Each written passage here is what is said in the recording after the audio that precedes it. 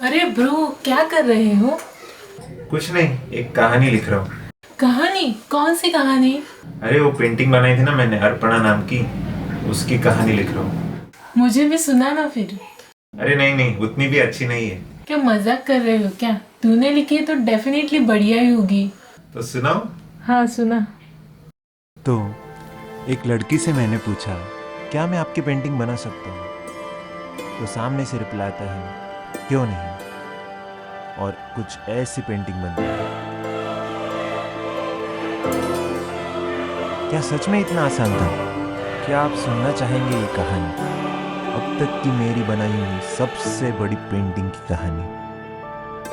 तो कहानी शुरू होती है एक घटना के साथ। मैं जब कॉलेज में था फर्स्ट ईयर में, तो सबसे लास्ट बेंच पर बैठता था, एकदम डरा डरा सा और सहमा सहमा। उसी वक्त एक लड़की हल्की सी मुस्कुराती हुई क्लास में एंटर करती है। उसकी स्माइल इतनी ज्यादा प्यारी होती है कि उसे मैं अभी तक भुला नहीं पाया।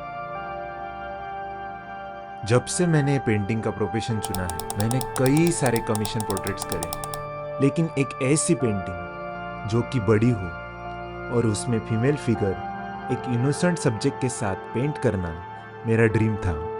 कई दिनों से मुझे एक चीज़ याद आ रही थी, वो थी एक बटरफ्लाई और उसके पीछे दौड़ता हुआ बचपन वाला मैं। छोटी छोटी बटरफ्लाइज एक फूल से दूसरे फूल पर उड़ने वाली, लेकिन वे कभी भी हाथ में नहीं आए। तो ये तो तय था कि पेंटिंग में बटरफ्लाई होगी ही। अब मुझे याद आती है उस लड़की की स्माइल जिसे मैंने कॉलेज में देखा था। हालांकि मैंने उस लड़की से कॉलेज में सामने से कभी भी ज़्यादा बात नहीं की थी, फिर भी मैं उसे मैसेज करता हूँ कि क्या मैं आपकी पेंटिंग बना सकता हूँ। She was very kind and said yes. Finally उसने पेंटिंग के लिए हाँ बोला था। As her smile was the prettiest smile I have ever seen. तो मैं चाहता था कि वो स्माइल मेरे पेंटिंग में आ जाए। आगे कई दिनों तक मैं दूसरे पेंटिंग्स पर काम करता हूँ, लेकिन मन में उसी पेंटिंग की, उसी सब्जेक्ट की याद आती रहती है। जब भी आंखें बंद करता हूँ तो देखता कि एक लड़की हल्की सी स्माइल देती हुई और उसके हाथ में एक बटरफ्लाई आकर बैठी है, जैसे कि उस बटरफ्लाई ने उस लड़की को चुना हो। पेंटिंग का सब्जेक्ट तो बढ़िया था, लेकिन मैं पेंटिंग को स्टार्ट करने के लिए थोड़ा सा पीछे हट रहा था। आखिर क्यों? संयोगवश मैं मेरे फैमिली के साथ छत्रपति संभाजी नगर टूर पर जाता हूँ। पूरे 4 दिन की ट्रिप थी, जिसमें हम अजंता एलोरा केव्स एक्सप्लोर करने वाले थे।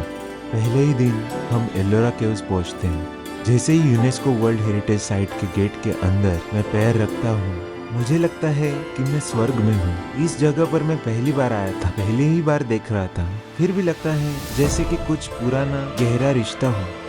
वो सुबह सुबह हल्की ठंडी, हल्का सा फॉग और उस वातावरण की शांति का अनुभव करके मन प्रसन्न हो उठता है।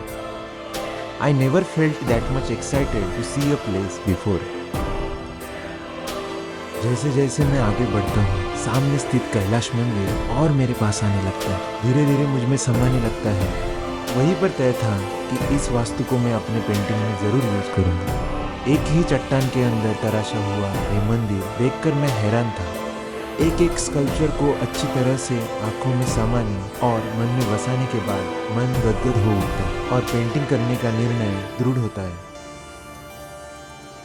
रिटर्न आते ही टाइम वेस्ट किए बिना मैं 3 बाय 3.5 फीट का पेपर कट कर लेता हूँ और उसे इजल पर अलाइन करने के बाद ड्राइंग स्टार्ट करता हूँ, जिसमें एक सुंदर सा बटरफ्लाई एक सुंदर सी लड़की के हाथ में बैठा होता है। आजू बाजू बहुत सारे फूल हैं, एक गार्डन और पीछे पूरा का पूरा कैलाश मंदिर। इतना सुंदर लगता है कि मेरी खुशी का ठिकाना नहीं रहता। लेकिन फिर मैं अपने आप को समझाता हूँ कि देख, अभी तो सिर्फ ये पेंटिंग का कंपोजिशन हुआ है, इसे तुझे फाइनल हाथ से बनाई हुई बहुत बड़ी पेंटिंग में कन्वर्ट करना है और पता नहीं कितना समय लगेगा। अच्छे से ड्राइंग कंप्लीट करने में ही 2-3 दिन चले जाते हैं। ये पेंटिंग पूरा होने में बहुत समय लेगी, ये मैं समझ चुका था। बहुत समय मतलब कि कई घंटे नहीं, कई दिन भी नहीं, बल्कि कई सारे महीने लगने वाले हैं। Already I had invested so much of time for composing the painting. Still, कुछ तो था कि वो मुझे एंड तक डटे रहने के लिए प्रेरित करता रहा। शायद वही था सेल्फलेस लव। बैकग्राउंड का आधा हिस्सा और कैलाश मंदिर पूरा करने में ही 2 महीने निकल जाते हैं। फिर भी हर रोज 3 से 4, 4 से 5 घंटे, कभी कभी 6 घंटे भी पेंटिंग पर काम करते रहता हूँ। पेशेंस मेरी कठोर परीक्षा ले रहे थे, फिर भी मैं अड़ा रहा। और इस फील्ड में आने के शुरुआत से ही मैंने अपने आप से एक वादा कर लिया था कि एक पेंटिंग खत्म होने से पहले दूसरी पेंटिंग स्टार्ट नहीं करूँगा। अब वो दिन आता है कि बैकग्राउंड कंप्लीट हो चुका था।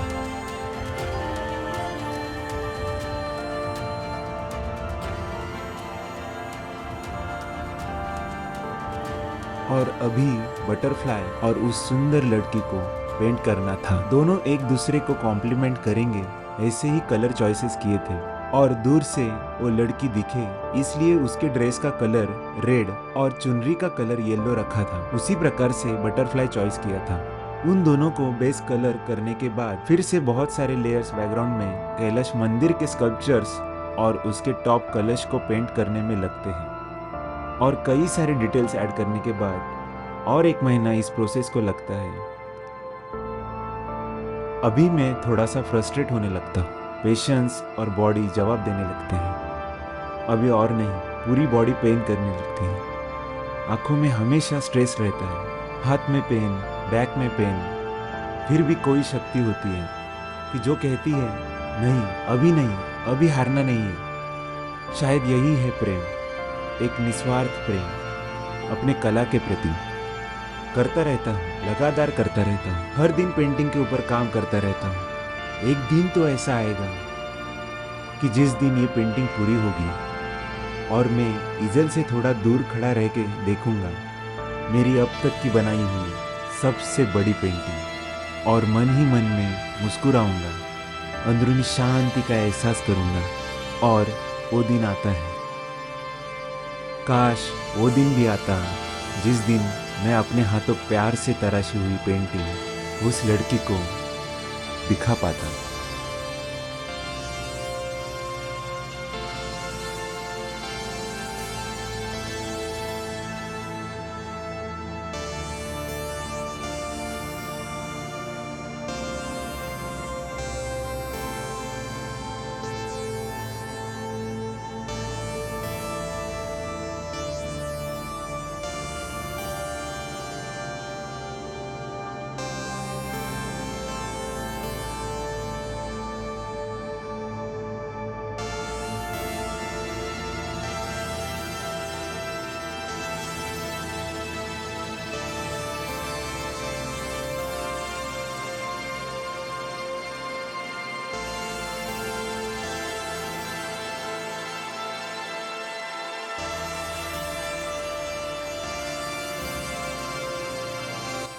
तो ये थी अर्पणा की कहानी।